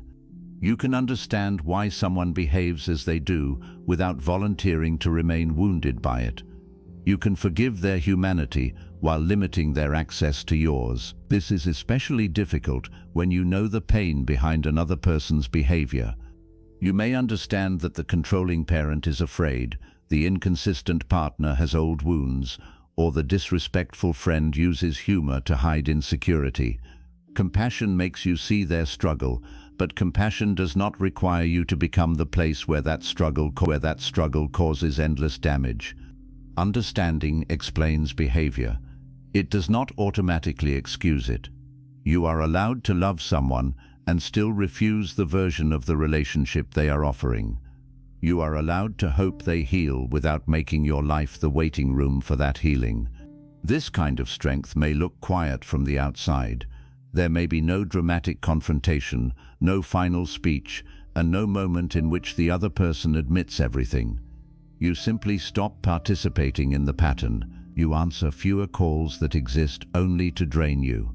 You stop revealing your plans to people who turn every dream into a warning. You leave when the conversation becomes disrespectful. You no longer chase after someone who repeatedly creates distance to test whether you will beg. At first, these quiet decisions create empty spaces. The phone does not ring as often. The weekend feels longer. You may look at the silence and wonder whether self-respect was worth the loneliness it created, but the loneliness was not created by self-respect. It was revealed by it. You discovered how many connections depended on your willingness to overgive. You discovered who enjoyed your company and who enjoyed your availability. You discovered which relationships contained mutual care and which ones survived only because you carried their entire weight. This discovery hurts because it forces you to grieve people who are still alive. You may miss them even while recognizing that the relationship was unhealthy. You may remember their warmth and forget the confusion that followed it. Memory often softens the pain of the past while enlarging the discomfort of the present. On those nights, do not ask only whether you miss them. Ask what version of yourself had to exist in order to keep them. Did you have to remain silent? Did you have to apologize for normal needs? Did you have to accept uncertainty, disrespect, or one-sided effort? Did you spend more time trying to earn the relationship than experiencing it? You may discover that you do not miss the reality. You miss the hope that one day it would become what you needed. Letting go of that hope can feel like another loss, but it is also a return of energy. The effort that once went into changing someone can finally be used to rebuild your own life. That rebuilding is not always exciting. Much of inner strength develops through ordinary routines nobody sees. You wake up and keep the promise you made the night before. You care for your body, finish meaningful work, protect moments of silence, and allow loneliness to pass without sending the message you know will reopen an old wound. There will be no applause for many of these decisions. That is why they are so powerful. You are learning to become your own witness. You know when you resisted the urge to explain yourself. You know when you chose rest before resentment. You know when you stayed honest during a difficult conversation. You know when you cried and still refused to return to a place that was destroying your peace. These private victories form the foundation of character. Public confidence may attract attention, but private loyalty is what keeps a person standing when attention disappears. Over time, something changes in the way you carry yourself. You do not become louder. You become less easily moved by pressure. You no longer confuse urgency with importance. When someone demands an immediate answer, you can wait. When someone becomes distant, you do not automatically chase. When criticism arrives, you examine it without allowing it to define you. Your peace is no longer dependent on everyone behaving correctly. This is one of the deepest forms of emotional strength. It does not mean tolerating mistreatment. It means refusing to give every careless person control over your inner state. Their words may hurt, but they no longer become the voice through which you see yourself. You decide whose perspective has earned weight in your life. Not every opinion deserves equal space. The opinion of someone who does not know your values, sacrifices, or circumstances should not carry the same authority as the judgment of your clearest mind. The criticism of someone who avoids responsibility should not direct the life you are courageously building. Before carrying someone's judgment, examine how they carry their own life. This does not make you superior, it makes you selective. The crowd becomes powerful when every voice is allowed to vote on your identity. Inner strength begins when you understand that not everyone belongs in that room. Adrian slowly learned this. His friends' laughter still returned to him during the first week of the course. Whenever he made a mistake, he heard the old joke again. He imagined how foolish he would look if the interest led nowhere, but he kept attending. He learned how to repair damaged joints, recognize different kinds of wood, and work patiently with tools he had once used only by memory. Some evenings he was tired after work and wanted to stay home. He went anyway, not because every class was exciting, but because consistency was teaching him that desire could survive discomfort. The course did not immediately reveal a new career. It gave him something more important, evidence that he could build a life from choices that belonged to him. His weekends began feeling different. The heaviness that once arrived every Sunday did not disappear completely, but it no longer seemed mysterious. He could now recognize what it was telling him. He needed change, but change did not have to become destruction. He began examining his career with greater honesty. He spoke to people who worked in smaller creative businesses. He calculated his expenses, considered reducing unnecessary costs, and explored whether his professional skills could support a different direction. He did not quit impulsively to create a dramatic story. He prepared carefully because courage without responsibility can become another form of escape. The crowd often imagines only two choices: remain exactly where you are or destroy everything overnight. Real transformation usually happens between these extremes. It is built through patient adjustments, honest experiments, and decisions strong enough to survive beyond a temporary emotion. You can begin living differently before your entire life looks different. You can protect an hour before you can change a career. You can stop one unhealthy conversation before you can leave an unhealthy environment. You can save money, learn a skill, seek guidance, and create a path where none appears visible. Each preparation is a declaration that your future is no longer being abandoned. Inner strength grows when you stop demanding immediate transformation from yourself. The person you lost was not buried in one day. The life you want will not be built in one day either.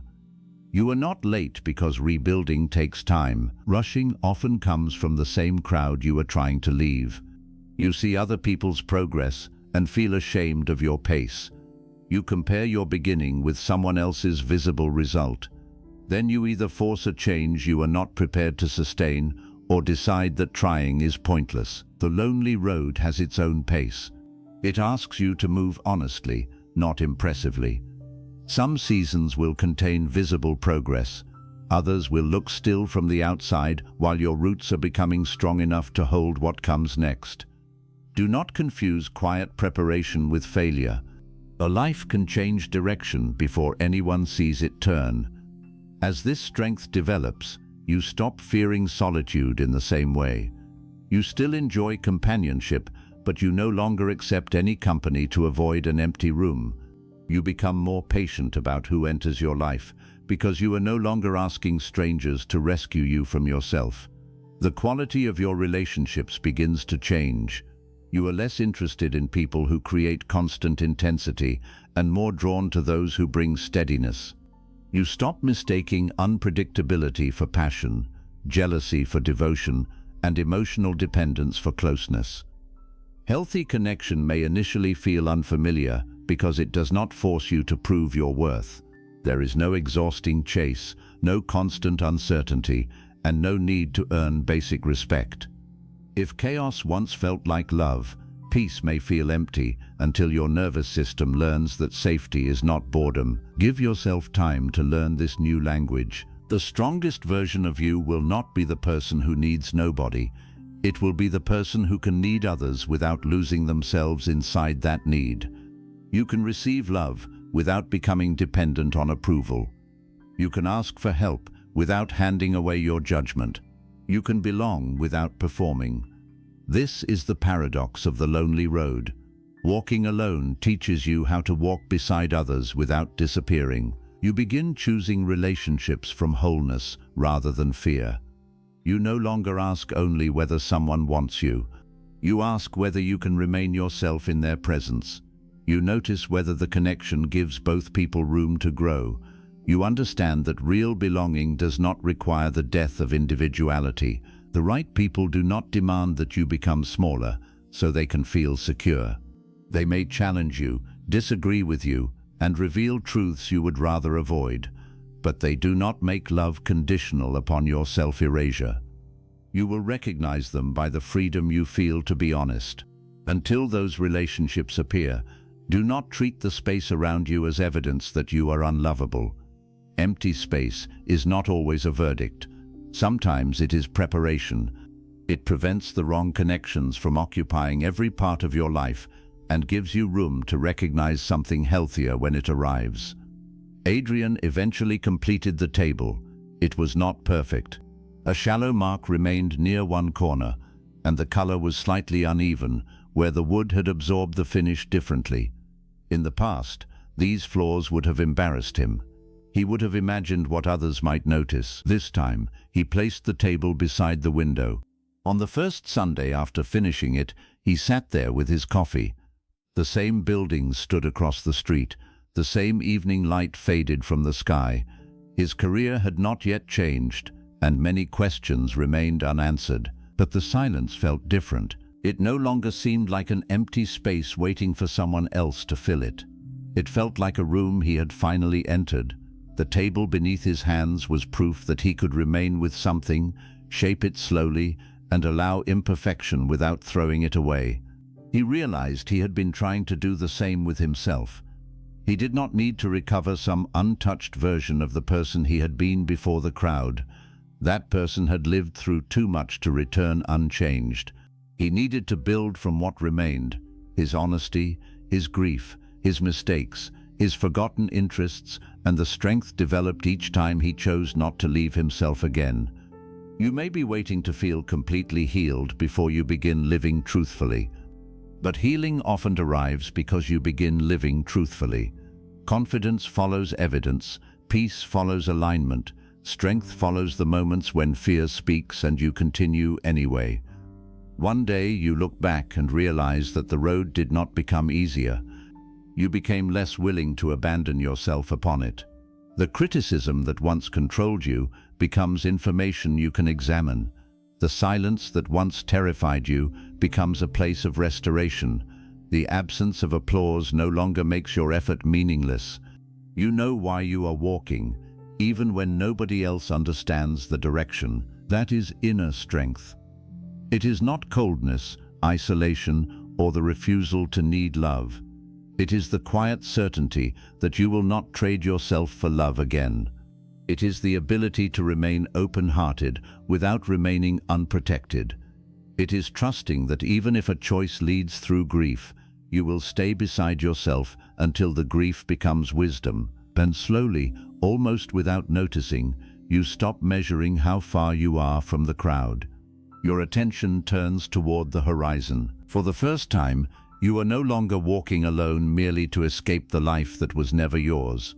You are walking toward something honest, unfinished, and entirely your own. But what happens when the lonely road no longer feels lonely?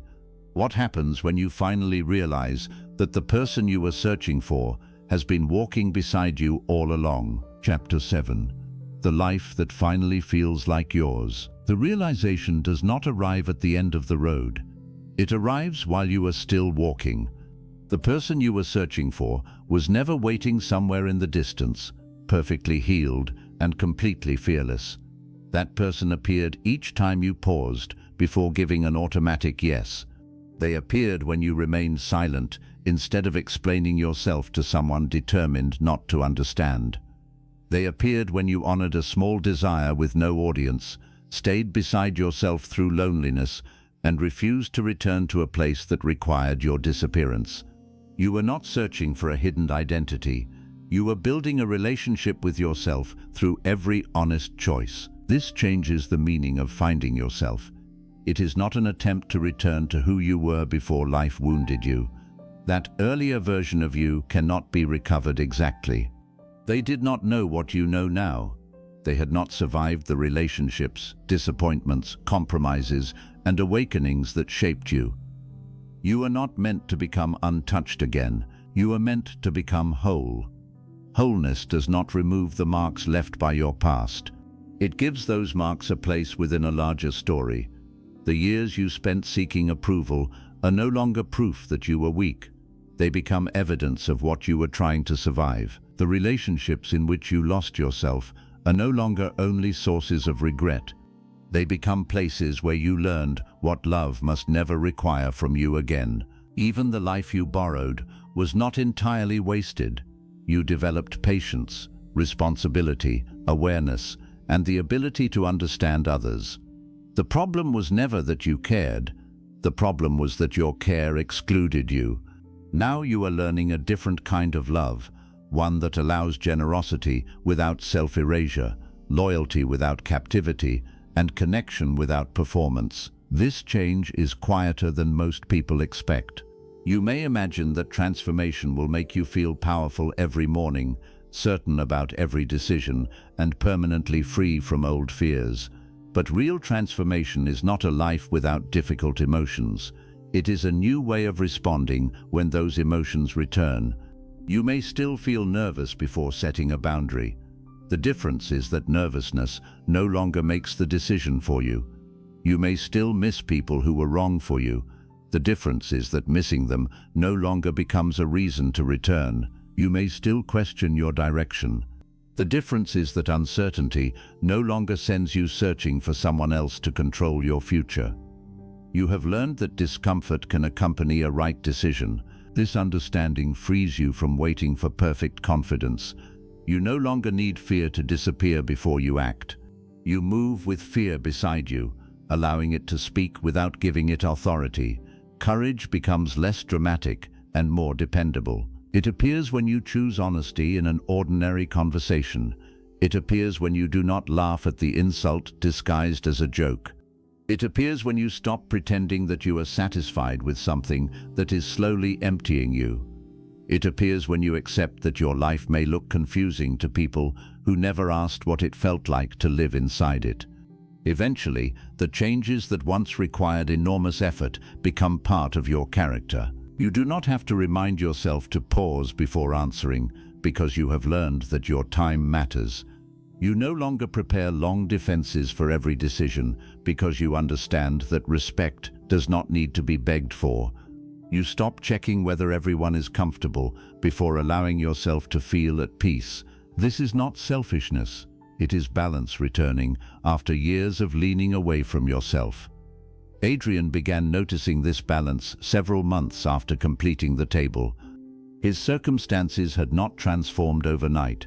He still worked at the same company, and his responsibilities remained demanding. Yet he no longer entered each day as if his life belonged entirely to other people. He protected 2 evenings each week for the workshop.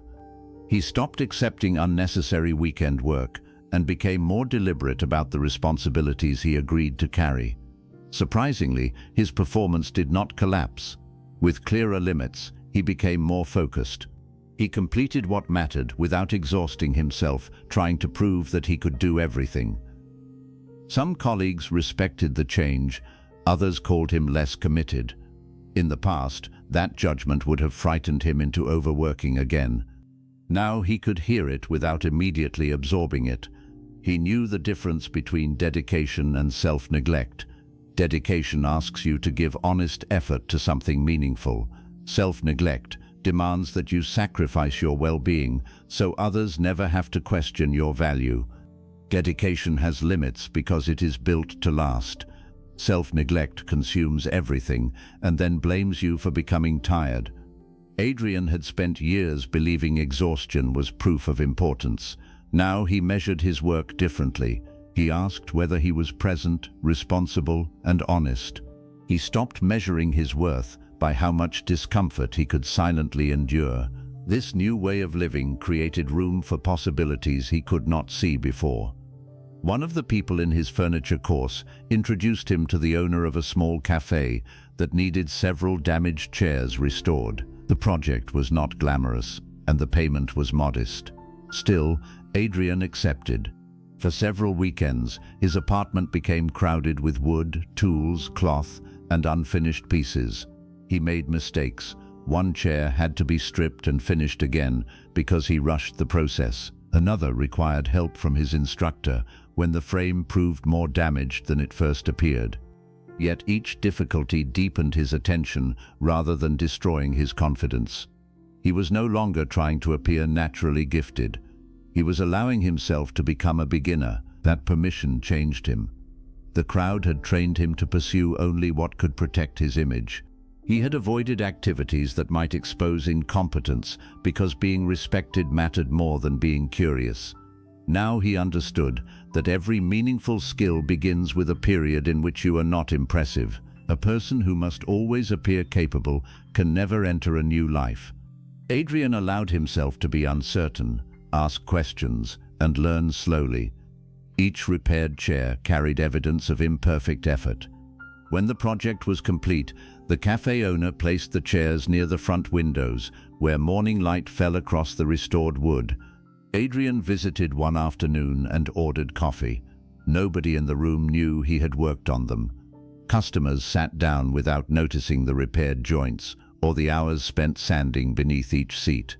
There was no applause, but as he watched people using something he had restored, he experienced a form of satisfaction that praise had never given him. The work existed outside his reputation. It was real even when nobody knew his name. For the first time, Adrian understood the difference between attention and meaning. Attention makes you visible. Meaning makes you feel connected to what you are doing. Attention depends on witnesses. Meaning can survive in an empty room. He had spent years collecting signs that others approved of his life, but he had rarely asked whether his life contained meaning for him. Now the question was becoming central. It changed how he approached work, relationships, rest, and even success. He did not immediately abandon his career. Instead, he created a patient transition. He reduced expenses, saved money, accepted small restoration projects, and continued learning. The process moved more slowly than the dramatic transformation stories people like to tell. There was no single morning when he resigned, walked into freedom, and never doubted himself again. There were practical concerns. There were difficult weeks. There were moments when the secure path looked tempting, simply because it was familiar. But the difference was that Adrian no longer treated security as the highest purpose of his life. He began seeing it as one value among many. Stability mattered, but so did curiosity. Responsibility mattered, but so did honesty. Income mattered, but so did the condition of the person earning it. A meaningful life is not built by rejecting practical reality. It is built by refusing to let practical reality become an excuse for permanent self-abandonment. Perhaps you cannot leave your job today. Perhaps you have people who depend on you, financial obligations that cannot be ignored, or responsibilities that require patience. Finding yourself does not demand recklessness. It asks you to stop using responsibility to silence every possibility. You can create movement before you can create escape. You can learn, prepare, save, experiment, and make room. You can refuse to let the difficulty of changing everything become the reason you change nothing. One honest hour can become the beginning of an honest life. Transformation also changed Adrian's relationships. The friend who had laughed at his interest eventually visited his apartment and noticed the finished table near the window. Adrian felt the old urge to minimize what it meant, but he allowed the truth to remain visible.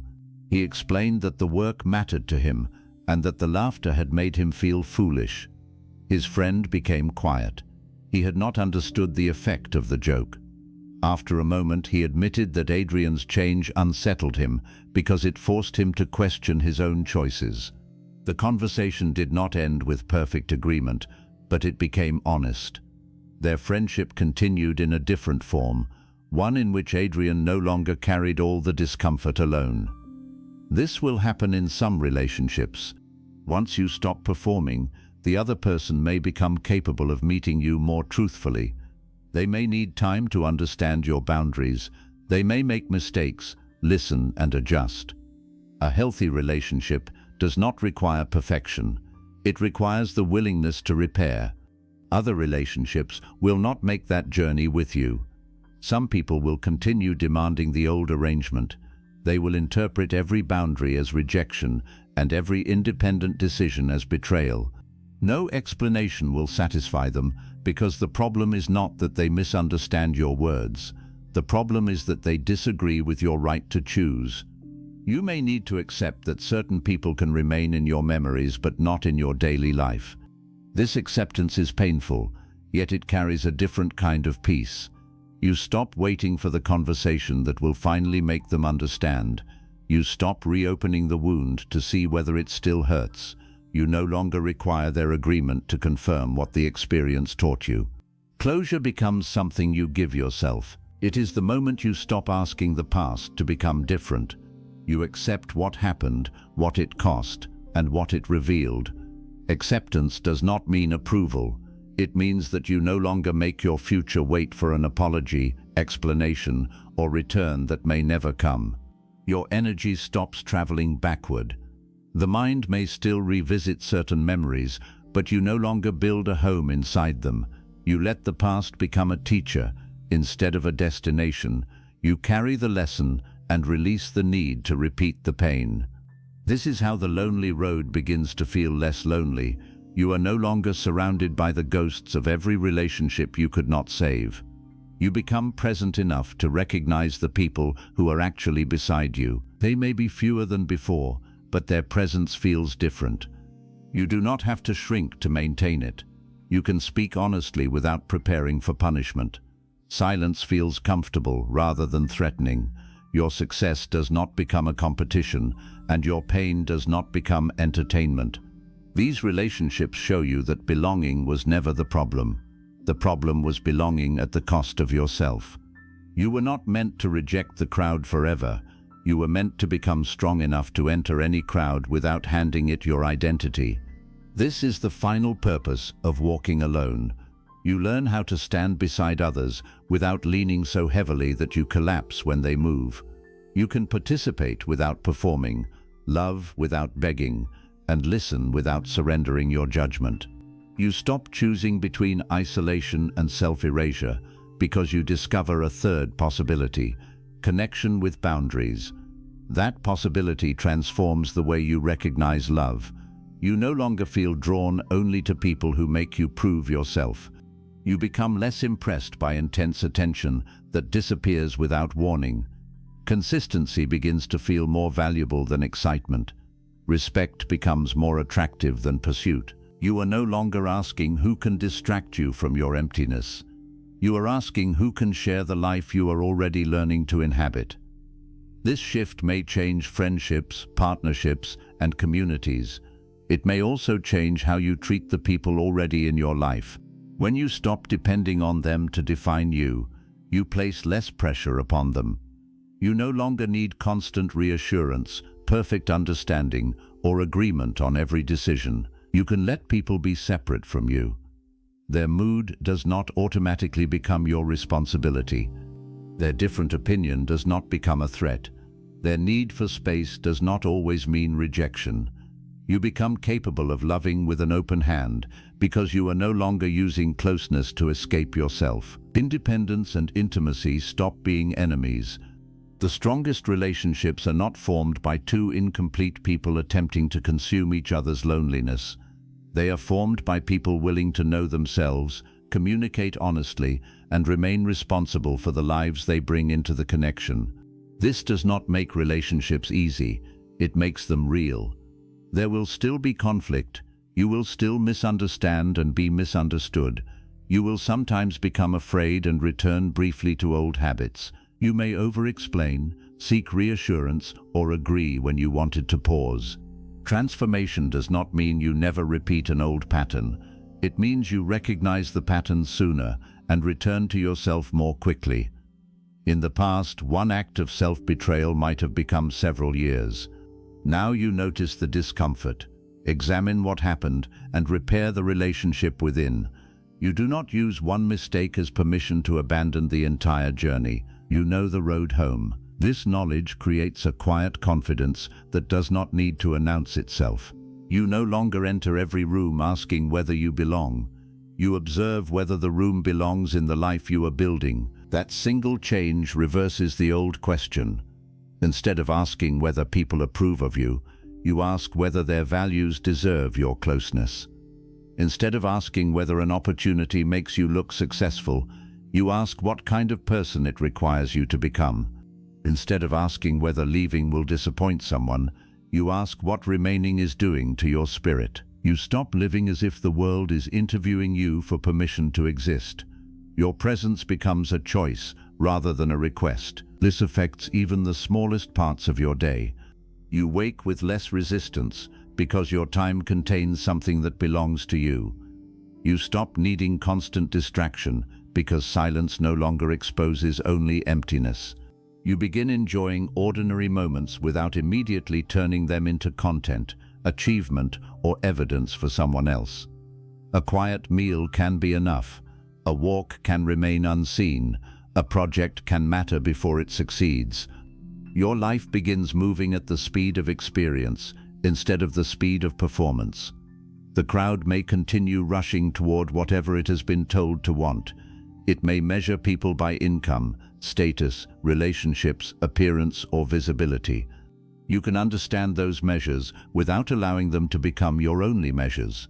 You begin asking whether your days contain integrity, whether your work leaves room for your humanity, whether your relationships allow truth, whether your choices bring you closer to the person you respect when nobody is watching. These questions do not create one correct life, they create an examined life. For one person, authenticity may mean leaving a career. For another, it may mean remaining but refusing to make work their entire identity. One person may need to end a relationship, another may need to stop running and finally communicate honestly. One may move far away, another may discover freedom without changing their address. The lonely road does not lead everyone to the same destination. It leads each person away from unconscious obedience. This is why comparison becomes less useful. Someone else's courage may not resemble yours. Their public risk may receive applause, while your private decision remains invisible. But a choice does not become meaningful only because it can be seen. Sometimes the bravest thing you do is remain calm while an old wound asks you to react. Sometimes it is forgiving yourself for the years you lost. Sometimes it is beginning again without telling anyone.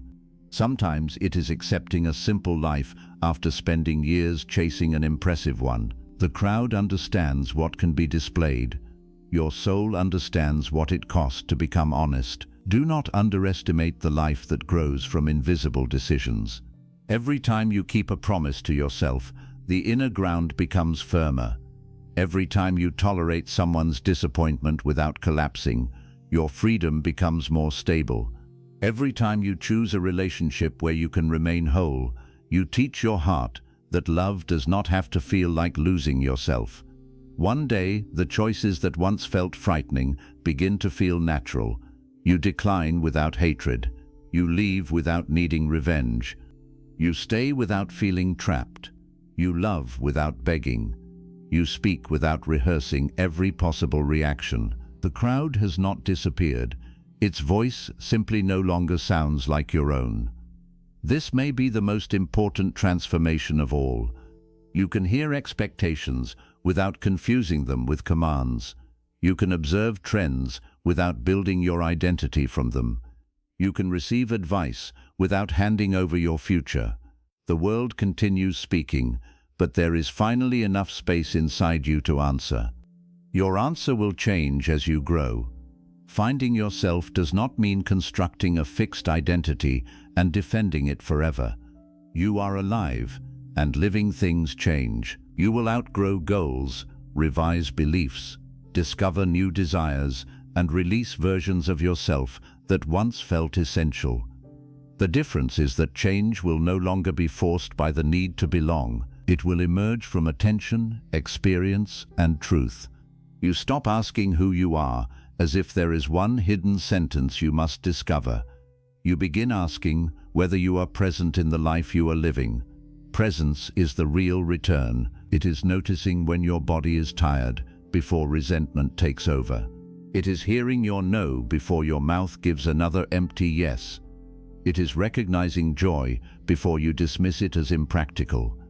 It is allowing grief to be felt without letting it become your identity. A present person cannot be easily erased because they notice when the erasure begins. They feel the moment a conversation asks them to betray themselves. They recognize when praise is pulling them toward a life they do not want. They understand when fear is offering safety at the price of truth. They may still struggle, but they no longer struggle unconsciously. This awareness becomes a compass, not a map that reveals every turn, but a way to notice when you are moving away from yourself. You will still enter uncertainty.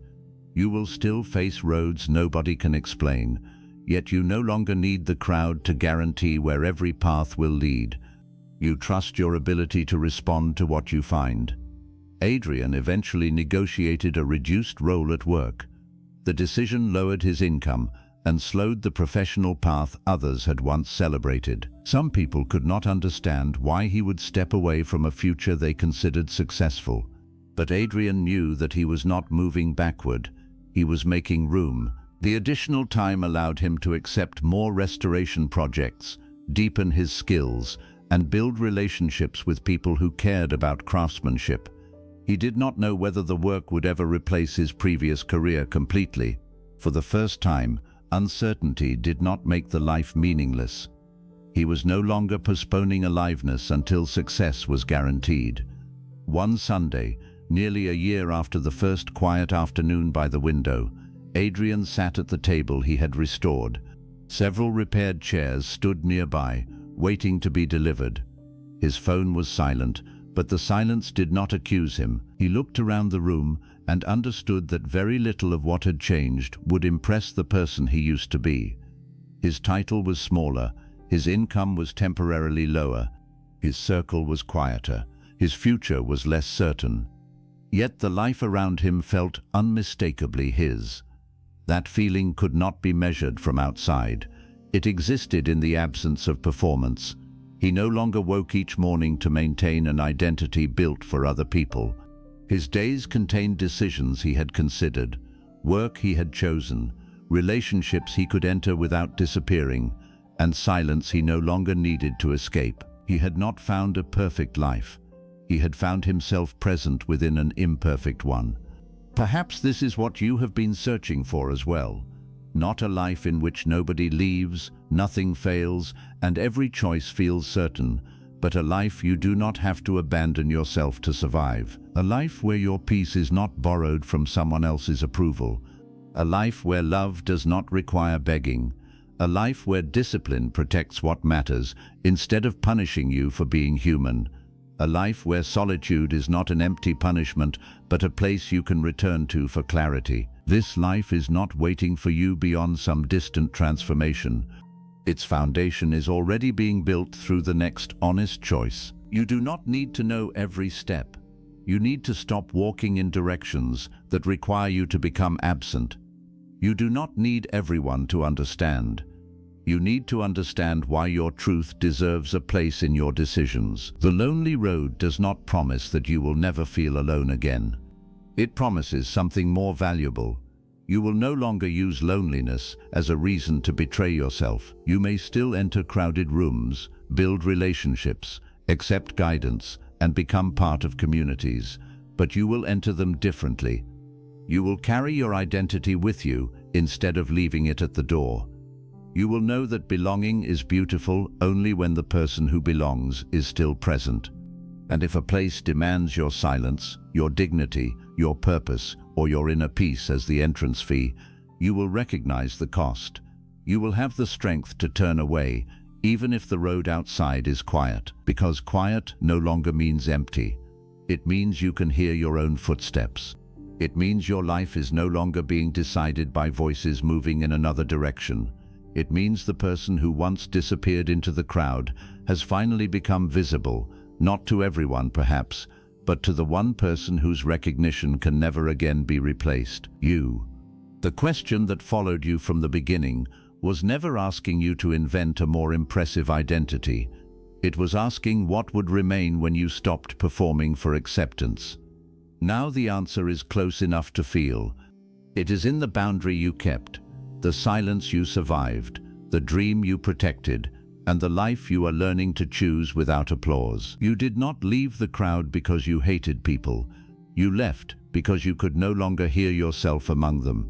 And now that your voice has returned, the road ahead is no longer asking who you used to be. It is asking who you are finally willing to become. And the answer is simpler than you once imagined. If you stopped living for the crowd, you would not become a stranger. You would become someone who no longer abandons themselves to remain accepted. You would still love people, but you would stop begging them to choose you. You would still listen to advice, but you would stop allowing every opinion to become a command. You would still experience fear, grief, and uncertainty, but you would no longer treat those feelings as signs that you must return to the life that made you disappear. The lonely road was never leading you away from the world. It was leading you back to the part of yourself you left behind each time you chose acceptance over honesty. Perhaps that road begins today with one small decision, a truth you finally admit, a boundary you stop apologizing for, a dream you protect from careless opinions, a quiet hour in which you do not escape your own company. You do not need to transform your entire life tonight. You only need to notice the next moment in which you are about to leave yourself and remain. Remain when guilt tells you to surrender. Remain when silence makes you miss the wrong people. Remain when the crowd questions a path it cannot understand. Remain long enough to discover that loneliness does not destroy you when you stop using it to destroy yourself. One day, you will look back and recognize that the road you feared was not taking everything away. It was removing what prevented you from hearing your own life. You may lose approval, but you will gain clarity. You may lose certain relationships, but you will recover your dignity. You may lose the identity everyone recognized, but you will meet the person who no longer needs to perform in order to feel real. And when healthier people enter your life, you will not ask them to rescue you from the silence. You will invite them to walk beside you. You will love them without disappearing, support them without carrying what belongs to them, and remain connected without placing your identity in their hands. That is the destination hidden inside the lonely road, not isolation, but belonging without self-betrayal. So when the world becomes loud again, remember the finished table beside Adrian's window. It was not perfect, yet it was honest. It carried marks from everything it had survived, but beneath the damage, its original grain had never disappeared. Neither has yours. You were not empty. You were covered by expectations. You were not weak. You were exhausted from becoming everything other people needed. You were not impossible to find. You were waiting beneath the noise for one person to finally listen. That person was always you. From this moment forward, let people misunderstand the road if they must. Let them question your boundaries, your silence, and the life you are rebuilding. They do not need to recognize the destination. You do. Walk gently, but do not turn back merely because the crowd calls your name. The life ahead may be uncertain, but at least the person living it will finally be you. If this audiobook spoke to something you have been carrying quietly, like the video, subscribe to the Book Frog and comment, "I am choosing my own road."